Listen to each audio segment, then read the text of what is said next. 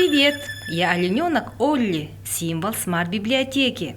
В рубрике «Четыре лапы, один хвост» о животных улусов Якутии расскажу об Алданском улусе. Это герб Алданского улуса.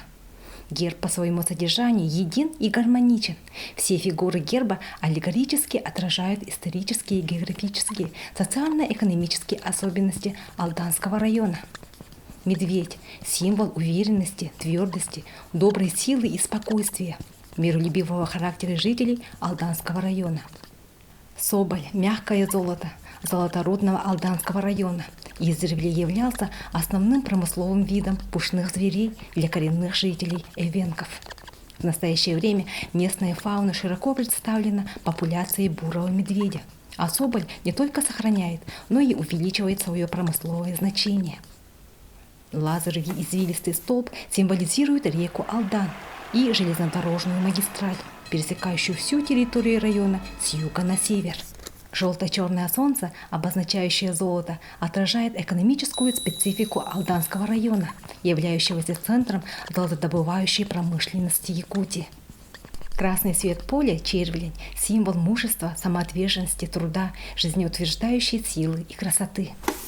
Алдан предположительно происходит от древнетюркского и древнемонгольского слова «алтан» – «золото» или от эвенкийского «алдун» – «каменистое место». Район расположен на юге Якутии, в горно-таежной местности на древней декамбрийской платформе, фундамент которой выходит на поверхность в виде алданского щита.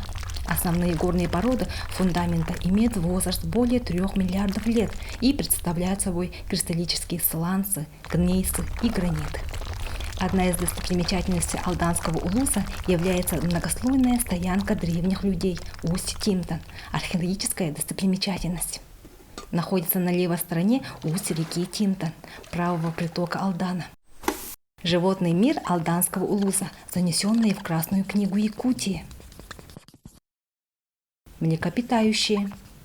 Снежные бараны большую часть года проводят на отлогих склонах и вершинах плато, покрытых обширными полями каменистых россыпей, особо придерживаясь участков, где имеются останцы, гребени, козырьки и другие элементы рельефа, используемые ими в качестве убежищ. В Красной книге Якутии включен в список охраняемых животных. Обыкновенная кудра. Самым удивительным в кудре является ее слюна. Она обладает парализующим действием из-за особых веществ, благодаря чему животное может делать запасы из живых, но обездвиженных жертв. Ночница иконникова. Известны лишь 2 находки этой ночницы на территории Якутии, и обе в Алданском районе. В обоих случаях обнаружены по берегам рек около скалистых обнажений. Бурый ушан. На территории Якутии известны лишь 4 находки ушана. 2 в среднем течении реки Токко, близ села Тяня, на расстоянии 50 километров друг от друга. 1 на Лено-Амгинском междуречье, села Чурапча, и 1 в долине реки Лены, близ города Алекменск. Речная выдра – это маленькое хищное животное, которому присущ половодный тип жизни.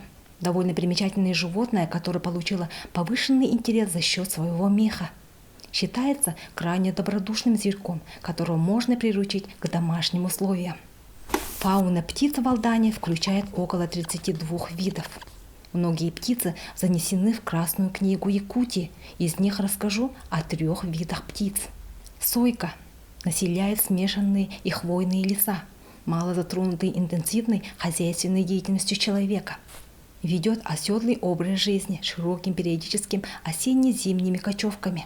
Синий соловей населяет смешанные леса с кустарниковым пологом в речных долинах и по горным склонам и распадкам.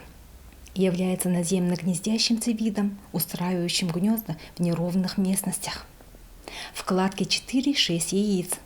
Занесен в Красную книгу Якутии, добыча птиц и разорение гнезд запрещены. Серый снегирь в Якутии не изучен. В других районах ареала обитает в темнохвойной, преимущественно горной тайге. Добыча птиц и разорение кладок запрещены. Рыбы. Арктический голец. Различают карликовую форму, зрелые особи, которые обычно не превышают длины 20-25 см и массы 100-150 граммов. Мелкую. Зрелые особи обычно менее 35 см и 400 граммов. И крупную.